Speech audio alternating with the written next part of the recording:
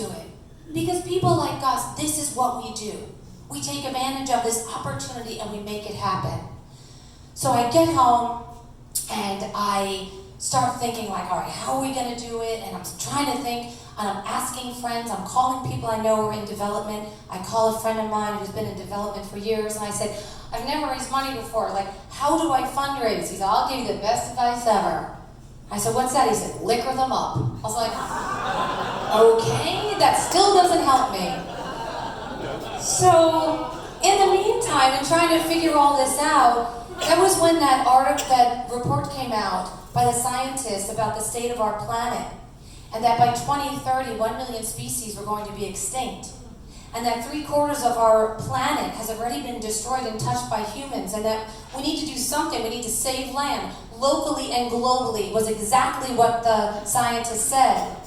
And at the same time, I read this article about the first glacier that melted, and I was so incredibly touched by it because I read that where it melted, they put up a sign, and many of you might have seen this. They put up a sign that says, to the future, we know what we did wrong, we tried to fix it, and only you will know if we did.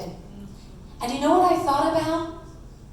I thought about the entrance to Oswit Canyon, and I thought how horrible it would be to have a gate there, to get into a gated community with a picture of a bighorn sheep, and it says, an endangered species called the Peninsula bighorn sheep used to live here. We were $1 million away from saving their habitat. We didn't do it, and they're gone. Because I knew they would be gone. I've met with the Bighorn Sheep Institute many times. We only have 80 sheep in these mountains. And I asked them, what would this development do to them? She said, they would be gone. They couldn't handle the stress of the explosives to blow up the boulders and crush the rocks that are in that canyon. And when I thought about that, I said, we're not going to let that happen. I'm going to figure out how we're going to raise this money. So this is May. So it takes me into the beginning of July, and I said, I know what we're going to do. We're going to have a press conference. Everyone's going to hear about this project. They're going to send in their money. We're going to get $1 million like that. So in July, the middle of July, we hold a press conference in the canyon. Okay? Maybe not the best idea, but we had to do something.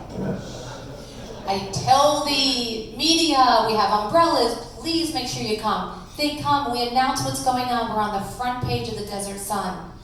I turned to my friend Mark Hendrick, who's a treasurer, we've become a treasurer, and I said, this is going to do it. We're going to get all these donations in.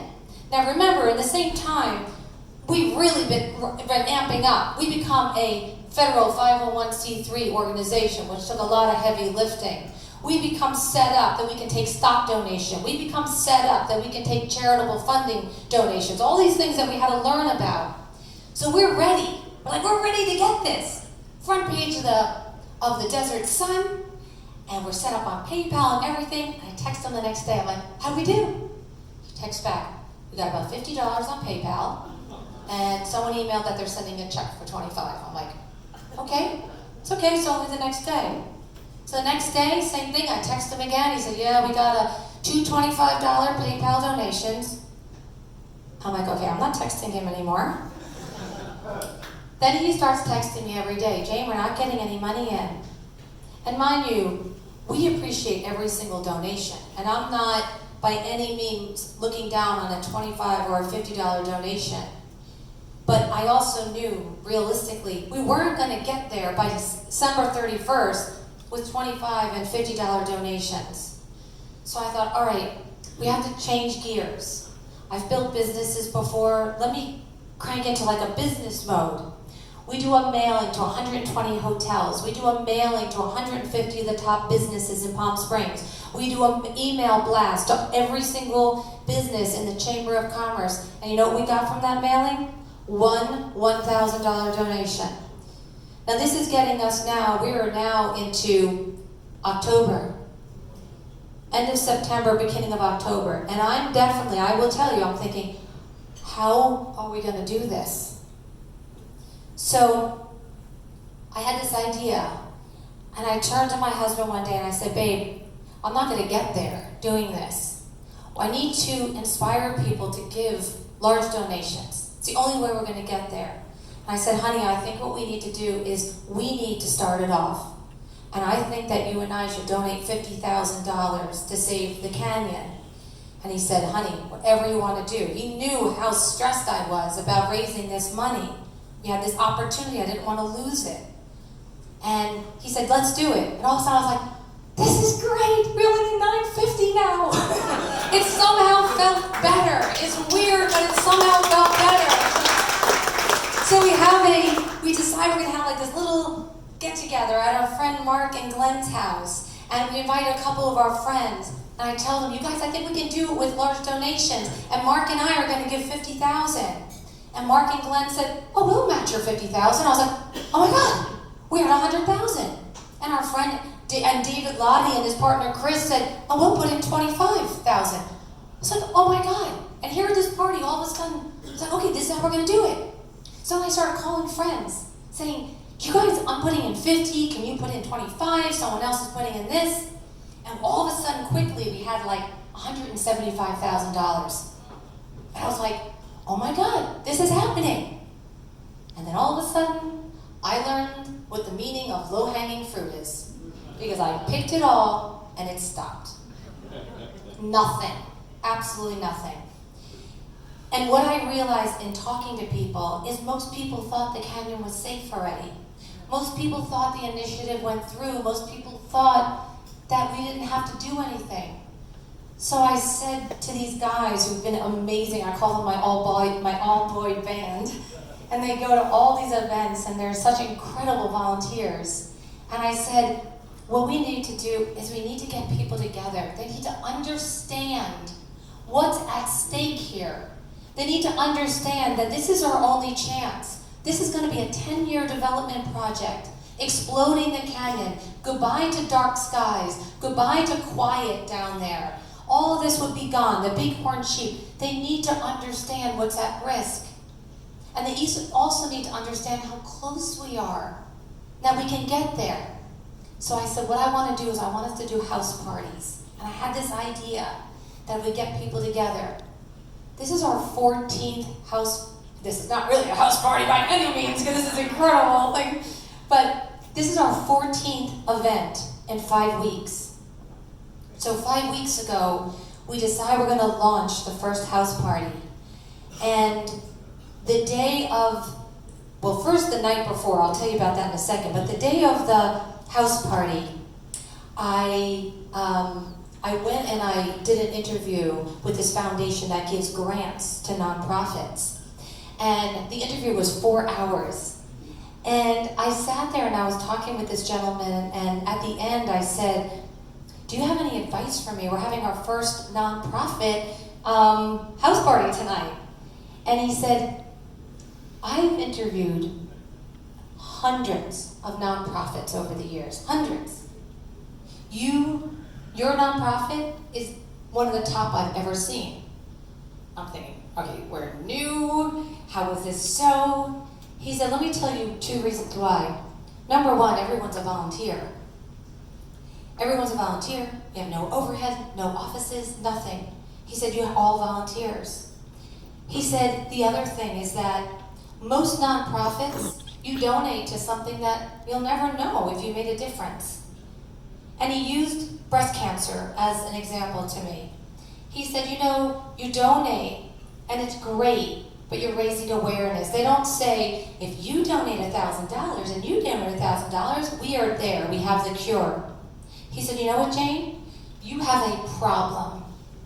You have a canyon that is the treasure of our community that is going to be destroyed, but you have a solution. It's $1 million that you raise it, you pay for the canyon, and it's done. And it's saved forever and ever and ever. And I said, he's right. But the night before, I'm going to show you this little thing that I did the night before. I put it over here. Hopefully it's still here. Okay, good. The night before our first house party, I was laying in bed and I was thinking about how we're going to raise $1 million. And I had this brainstorm, and it was a little bit crazy. And the next morning, I said to my husband, I'm like, I'm just going to show you this idea that I had. And believe it or not, it actually gives me like a little bit of a breather, and I want you to tell me what you think. And I said, like, don't laugh or anything. So I take out a piece of paper and I draw it for him. He's like, no, I like it. It's like, all right, I said, I'm gonna put it on poster board. So right before our first house party, the all-boy band was there, and I said to them, I'm like, all right, you guys, I'm gonna show you something. Don't laugh, I'm not an artist. But I said, this kind of gives me like a little bit of a breather. And what it is, I have to explain it now because now it looks so messy.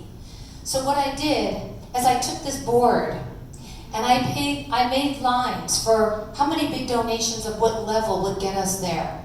I put 2 lines for $200,000 donations. I put lines for 50,000, 25,000, 10,000, 5,000. And in my mind, it was such a relief because I was like, okay, all I need to do is I need to fill up all these lines. It sounds crazy, maybe, but it really, for me, it made it more achievable. And I will tell you, being the 14th and last, I've told Joan, this is the slam dunk. This is what we're calling it, because it's the last event. No one wanted to plan any parties at their home as it gets too close to the holidays.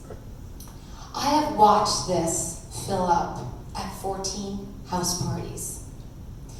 And it's so incredibly moving. And I want to tell you where we are right now. And then I also want to tell you the best advice that I got from a gentleman who has been in, the same person who interviewed me, who worked with all these nonprofits for all these years. So where we are right now, we need $1 million to put in escrow. Everyone knows that. I will tell you that's minimum. Everyone's been so focused on that $1 million, and I have been too. But we have to remember that we are getting grants from the federal government. What happens if they come back $100,000 short? We're getting grants from the California Fish and Wildlife. What happens if that comes back a little bit short?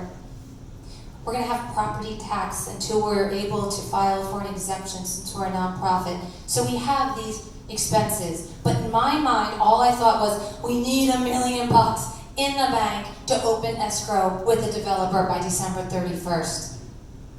As of this morning, we have $920,000 in the bank that we raised.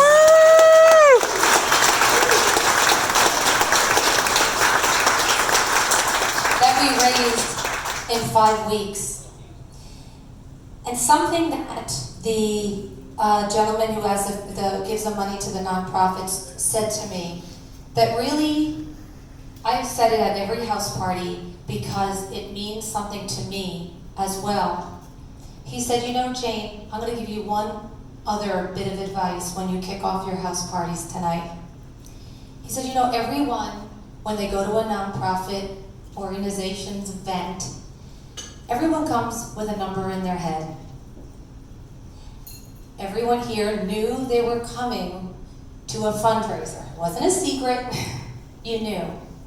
He said everyone goes with a number in their head, and it made sense to me. I remember last year driving to the animal shelter gala and turning to my husband and saying, how much do we want to give tonight? Because that's what we all do. We have the number. And what he said is, I want you to take that number that's in your head, and I want you to go up. And then I want you to take that number again, and I want you to go up again. And then I want you to go up again, and I want you to go up again. And I want you to go up until the number that's in your head, it feels really uncomfortable. But I'll tell you why. I want you to go up to where it feels uncomfortable. Because you know what that is? That feeling? That's giving. That's giving. That's the difference between a donation that, let's all face it, I'm just as guilty. The donations are usually the number that's easy. We don't think about it. It doesn't change our life. It's an easy thing. Okay, I'm part of it. I'm going to give a donation, and you don't think about it. But that uncomfortable feeling, I will tell you, 50,000 is uncomfortable. It is. I've never given 50,000 to something. It's uncomfortable. but it's giving. And I truly feel that I am giving financially to this. And I know that every person whose name is on that board also was at that level. And what I would ask all of you, this is our last event, I don't want to just make the $1 million. I want to make sure that we have such a buffer that if anything goes wrong, we say we are fine. And I will tell you, we do have pledges that get us to that $1 million. But pledges and money in the bank are two different things. And a lot of pledges, what we've learned, take a long time to get to us if they're coming from a charitable giving account. And we appreciate them, and they're going to be so great when they arrive after the new year. They will help us with the expenses that we need. But we need that $1 million in the bank so we can open escrow. So what I did for tonight, I said, you know, this board is so messy and confusing now. And I felt like this event is really special and it's different. They all have been. So I decided to take out my marker and I made a new one for tonight. And I want to tell you what I did. I made a goal that we could raise $150,000 in this room because I feel like we're at $920,000 in the bank. We get that $80,000. We're there. We can open escrow, and I will tell you, we will do an amazing press conference this week, and we will announce it to the community when we're there, when we can show that we have that money in the bank, and we will move ahead. And then I made it 150 because it's important to have a buffer if something doesn't come through. So what I would ask you is to take that number that you have and get to the point where it's uncomfortable. And the interesting thing is how I set this up is I put very large amounts on the top. I put 1 100 and 2 50s. And we can get there with just the top ones. But I also put, well, if we don't get those, we can go below. Because I will tell you something funny that happened. The other board, I had these 2 lines for $100,000. And the guys, the volunteers, they were like, Jane, it's too high. No one is going to donate $100,000. I said, I don't want to scratch it off. I really don't. I don't want to remove it. I was inspired to write it, and I want to leave it on there. And you know what? 2 weeks ago, we had 2 different couples who pledged $100,000 each. So I left 100 up here for tonight, and I would like to ask, is there anyone who would like to match the 2 other couples who donated $100,000 and just sink this thing right now with $100,000? There's anyone, if anyone even raises their hand, oh, now I can see if I put my hand like this. Is there anyone who would like to match that $100,000? All right, let's go to 50. Is there anyone who would match what my husband and I and many others have donated? And is there anyone who would match and do a $50,000 donation tonight? You will. Yay!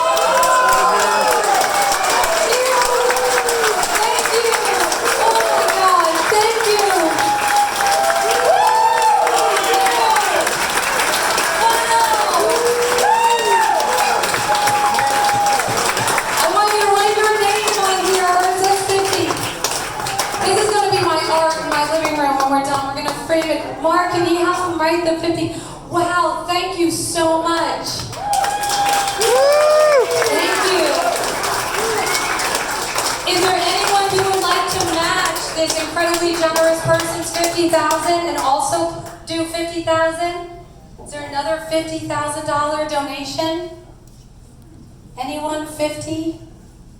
Okay, 50 going once. I will bingo. Okay, is there? Christy and Stan, Eugenius and Amy were at one of these parties, and Christy raised her hand for an amount, $25,000, and she said, I'm going to pledge it for my husband's birthday present. And then Jane asked if there were any more, and he raised his hand and pledged another $25,000. to give her for her birthday. So if anybody has any birthdays coming up. Exactly. So with the 50,000, is there anyone else who would like to match that 50,000? Anyone? 50,000? Yep, you got it. Okay, good. Thank you. 50. Write their names. Okay. What about 25,000? There must certainly be several people in here who would be willing to donate 25,000. Is there anyone who would donate 25,000? You guys, I would love nothing more than to do a press conference in a day or two and say it is in the bank. We are opening escrow. Is there anyone 25,000? Anyone 25,000? Hello.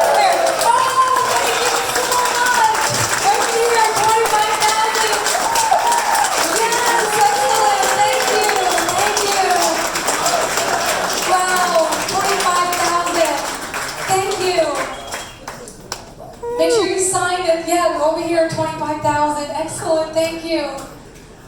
Is there anyone else? 25,000? Anyone else? 25,000? All right, let's go to 15,000. Is there anyone who would donate 15,000? You guys were so close. We're so close. And if everyone who donates actually gives a check and we can put it in the bank and not be a pledge, we will get there this week. Is there anyone 25,000? 25,000? No? All right, 15,000. Anyone 15,000? All right, now in this room, 10,000. Is there anyone who 10,000? Let's see Larry. 10,000. 10,000.